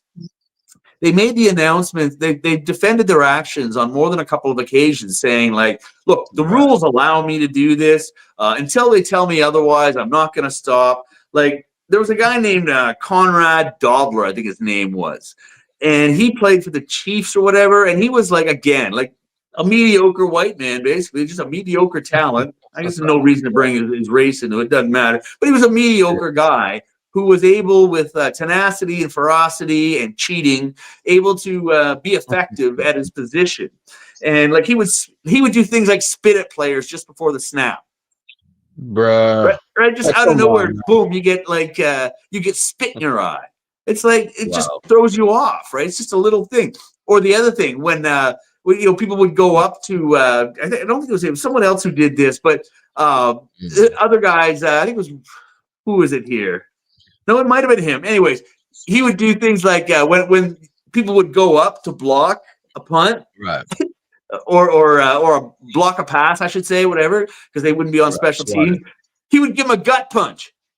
Oh my God, that'll discourage you from putting your hands too high in the air, won't it? Come on, man. So, like, these are all things that, again, like, Like, I get Yeah. it. In sports, if you're not cheating, you're not trying. But what cheating looks like on the offensive line is, getting up underneath the pads, like disguising your hands as you hold the shirt cleverly, things like that. Not like spitting on people and stepping on their legs and like it's just not. It's all unsocial behavior. But his quote was, "I'll do anything I can get away with." That's what he said. And also too, James Harrison was quoted as, "I try to hurt people." Well, until the league tells you that this is absolutely intolerable, headhunting is not tolerable. Until they come out unequivocally and say they will not tolerate this behavior, kind of like what we saw with Azeez Al-Shaair this week. Right. You're not going to get the message through, because these guys are clearly saying that the fines are merely the cost of doing business. Right? I can play with this wild abandon as long as I'm willing to pay the fines. And they were. Why not? Incidental money, really. So anyways, that brings us to Bill Romanowski, the poster child for this type of play. Right? Romanowski, he readily accepts the title as the dirtiest player. Like, he reveled in it. Played for 6 years, I think, for the 49ers, 6 years for the Broncos, a couple years for Philly in between those two stints, and then a couple years for the Raiders. So he had a 16-year career, right, which is outstanding by any measure. 6'4" linebacker, played for Boston College. Came from an idyllic little Connecticut town of about 30,000 people, right? So he's your classic All-American boy, right? Except that he wasn't. He was a cheater. He was a cheater for all these years, right? Guys like him cheated the system. He took steroids for a lot of years. He got caught up in the Balco's scandal, the same one that Barry Bonds got caught up in. Big user of the clear. Guy managed to evade the PED protocols of the NFL for pretty much his entire career. He's probably doing them at Boston College, right? So here's a guy who basically carved out a career for himself by using steroids and by cheating most of his career. And he exercised a lot of other really, again, we talk about antisocial behavior. This guy, it wasn't even just players that he played against. This guy punched out one of his own teammates, a guy named Marcus Williams. Yeah, punched him out, like in the eye. The guy had to retire. He sued. He actually sued Romanowski for damages, right? His career's over. This guy's supposed to be earning at least $1 million a year, right? For how many years? Career's over. So he successfully sued Romanowski for about $340,000 and got an acknowledgement of his behavior, etc., which to them was the larger thing, because in their mind they were really actually suing for the NFL to take notice of what was going on. So by getting such a light, it was a jury award of $340,000, but with the correct admissions of what he did and for why, they felt that the NFL might pay attention to it. And they did, right? Because he admitted that it was roid rage that caused that, right? This guy's your teammate. He's your teammate. He's your brethren, man. He's your brethren. Right? And you punch him so hard, you put him out of the league in practice. Like, that's uncontrolled roid rage. And that's physical assault, right? Anywhere else, Bill Romanowski would be charged with that, severely charged, and held to account in a court of law, criminal law, right? So Bill Romanowski has a real history of violence. He's had a few more famous incidents, some of which some people suggested were also racial. Like, if you notice the targets of his ire, all his worst incidents, with the exception of breaking Kerry Collins' jaw on a high tackle that he targeted Kerry Collins' head in a preseason game. Come on, absolutely unnecessary. But he kicked Larry Centers in the head, right? He's known for spitting. He punched Tony Gonzalez in a game where there are also 3 other illegal hits on Tony Gonzalez. So he seems to target players of color in a lot of his incidents, right? And he even called after Cam Newton lost Super Bowl 50. he tweeted out and referred to Cam Newton as a boy, right? Boy. You know Bro. what I'm saying? And God. he got held to account for that on Twitter, as Twitter does. Black Twitter probably had more than a few things to say to him. Black Twitter often intersects with the NFL, so I'm sure they had plenty to say to him. And he actually apologized for the incident for that, because clearly he figured it was going to hurt his brand and all that stuff. I guess he was appropriately apologetic when forced with some type of loss, but. Yeah, so some people say that, like, on top of his roid rage, on top of his antisocial behavior, he also harbored some racial bias. And again, back to that small Connecticut town, it's 90% white to this day. Imagine what it was in the 90s when he was growing up. Like, Right. So I can't say that. I can't say that he necessarily harbors that type of prejudice, but if people are talking about it, often where there's smoke, there's fire, right? Who knows what things were said on the field that people could refer to as well, right? Like, people don't bring up incidents like that unless they're really blatant, like the Cam Newton thing, unless there are other things that they know about. But like, Romanowski was out of control. Like, I forget who it was that he was in the bottom of a pile one time, and he was trying to rip the ball out of the quarterbacks or running backs, and he was so like angry that he couldn't get his hand around the ball. It's finally his anger. He got his hand around a finger. He didn't know whose finger it was. He just broke it. Fucking snapped somebody's finger. He could hear them yelling and screaming in pain. Come on. But he was, So this is what I'm saying, right? You're talking when you get to a certain level of competitive desire that manifests in that way, in conjunction with steroids, like, we're talking about genuine anti-social behavior that the NFL has been trying to deal with. They've been trying to walk this thin line between intense competitiveness and gladiatorial type of vibe, all that type of thing.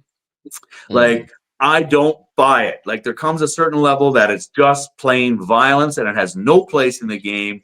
And the NFL is quickly coming to this conclusion. They've been slow walked to it by the escalating salaries throughout the year, to the point where a guy like, you're going to let some chump like Bill Romanowski ruin some $25 million a year player because he's suffering from roid rage? Yeah. If I'm the owner, I would sue him personally. I would sue that mother personally, and I would have the lawyers to make sure I got more than a $340,000 settlement. That's for damn sure. So I'm pretty sure that these are the conversations that are being held, that there's just way too much at stake here as far as the cost of these players, not to mention our changing values and sensibilities as a society, right? You ask the question, is the league getting soft or safer? For a variety of reasons, it's yes to both. Yeah, fair point. You ripped that up, and I think this was a seminal moment, Damar Hamlin last year, where Yes. that intersected. Because what happened to Damar Hamlin, if this happened 10 years ago, maybe even 5 years ago, they would have kept the game going. They would have put him on People almost watched a man die on live television. The NFL does not want to be a snuff film. Right. And they didn't want to continue that legacy. My thing is, yes, we know football is a gladiator sport. Yes, we know football is a violent sport. You watch boxing because boxing is a violent sport. It is intended to be a contact sport. But when you reach a point, when these players are this fast, like, you've got to put some brakes on it. You got to put some brakes on it. And I wanted Romanowski as somebody we could cover on overtime, because you're right. He's consistently put as the dirtiest player. And the thing is, you can definitely reach that corner, but you can't reach this corner. This is doing too much. And that's what I think was good to be. Well, hold on a second. Let me tell you about Romanowski's character. Yes, like, this is a guy, again, going, Connecticut background, handsome guy, all that type of stuff, right? He did the obvious, easy thing. He tried to make his money. First, he tried to be a coach, right? But they opted for Josh McDaniels. Romanowski sent a 30-page PowerPoint about why he should be coach. And the fact that they said zero, there's been zero coaching opportunities for Romanowski, tells you how poorly they feel about his character. They do not want him in charge of younger men. And I get it. I understand why, because hear this now. What else? So what else did he try instead, right? Because remember, this guy could have been like car dealership owner, insurance salesman, financial planner, like smart guy. He's got a Boston College education. There are a lot of fields where his character and connections, if it had been a good character, would have translated into easy business opportunities. Restaurant owner, like I said, car dealership, all those types of typical things. But he didn't do that. He tried to be an announcer, tried to be a coach. Both of those failed. Tried to be an actor, got a few bit parts and whatnot. So what did he end up doing? Selling freaking supplements like Alex Jones, right? Of And course, of as of course. 2023, Bill Romanowski was being sued by the IRS for over $15 million in unpaid back taxes. Once Oh a my once a cheater, always a cheater. God damn. I'll say it like Fuck this, Bill man. Romanowski. I never liked him. The guy, like for me, I say this. I do like physical players. I do like defensive players, but there's definitely a line, bro. There's a line Look, you have to and we cross. You didn't don't even cross get that in. We line, didn't bro. even get into the chop blocks, which were legal for a while. But Damn. Shanahan in Denver back in the day in the Mm, late '90s specialized in the chop block. But anyways, yeah, sorry, mm. dude. All good, all good. I say it like this, man. There's definitely a line you can be physical, you can play the game, but it's that control. You have to have that control. And if you don't have that control, you lose it, man. And when you lose it, you're a person like Vontez Burfict. You're a person Yep. like Bill You're out of Romanowski. control. Yeah. Indomitian Sue. Exactly. See, Yeah. this is the whole thing about football is yes, it is supposed to be controlled, channeled, disciplined intensity that borders on anger, but does not give out to anger. Because that's Absolutely. like, Yeah. okay, like again, we'll go back to one example here. Who was it here? Anyways, I think it was Burfict. Burfict. Oh yeah, Burfict in a hit Yeah, against Vontez Burfict, yeah. Antonio Brown.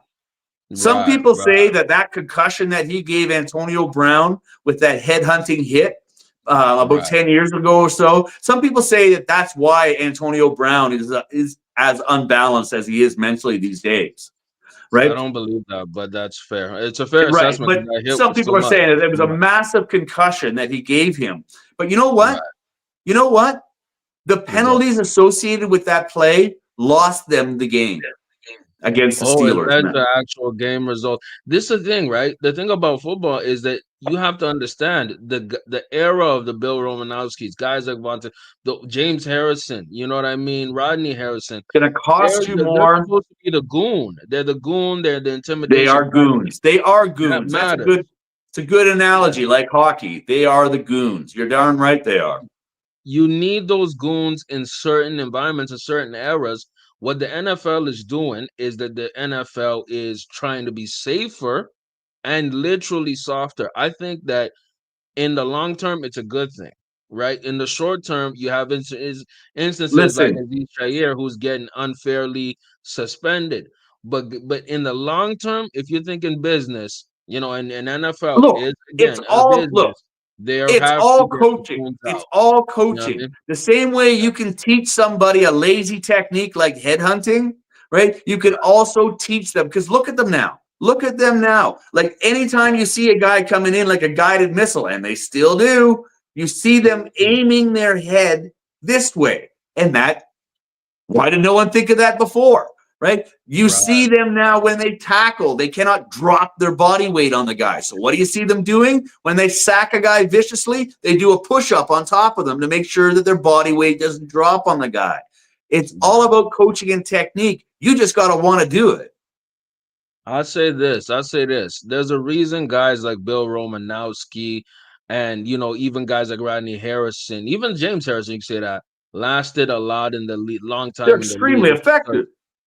I'm saying that they actually they were effective and they stayed in the league longer because they knew that they were putting their body on the line and they knew that they had to even come in higher physical shape than most other people because even cheating to a certain point, as crazy as that sounds, which Rodney Harrison was known to do, they Yeah. had to be in pristine shape in order to last because they're Okay. giving But pain this is and they're just also it, though. receiving it to a This lower is just higher it, level. though. The NFL sent the message with Vontez Burfict, right? Right. He exited the game at the prime of his career because the NFL gave him, I mean, I'm sure the owners colluded on this, right? Not Yeah, only did they fine him, not only did they suspend him a year, when he came back, he was in prime shape. Like I said, he was at the prime of his career. Not one franchise signed him, right? That's the message that needed to be sent, that enough is enough with the blind violence. And so, yeah, the NFL drew a line and needs to continue to draw that line, saying that these gratuitous hits are unacceptable. My thing is, my last take on this is there's also really a lot of great tacklers, quote unquote goons, who did it a lot the right way. This is one of my favorite guys, Cam Chancellor, in the modern era, right? Yep. For the Legion of Boom. He was a hard hitting safety, but he kept it clean. Barely ever got Yep. fined. Listen, Barely, and he and can do it clean. You can be intimidating. You can do it strong. You can also do it clean. It's that hard man, balance, and guys can do man, it. I have noticed the change in play, and I have not noticed a drop off in the intensity or even the violence that I witness on any Sunday afternoon. All they've done is scale it back 15%, but it's the 15% that keeps people alive and healthy. Right. Right. And I say it like this, man. People say the NFL has gotten softer. I mean, it has to. It has to Bullshit. evolve with the time, with the people that I are going. disagree. You disagree? I Okay, go ahead. disagree. The only Right. game I know that's rougher and more violent, and it's only because they don't play with pads, is that's like rugby, like international rugby. That's Like a fact. that is That's the a only fact. sport I can think of that is rougher. You know Mm. what I'm saying? Anyway, so yeah, let me not get off on that tangent. Yeah, yeah. I say it like this. I say it like this. We see we get look at the title, right? Has the NFL gotten softer or safer? It's a mix of both. I agree with Unc on this one. It's a mix Yeah, of both because it, for one, has to get safer because let's say you have a, borderline 200, maybe $300 million quarterback and Trevor Lawrence getting hurt. No, bro, you don't want to do that. You don't want to mess up your business by doing that. You want or to have have as somebody much. die on the field.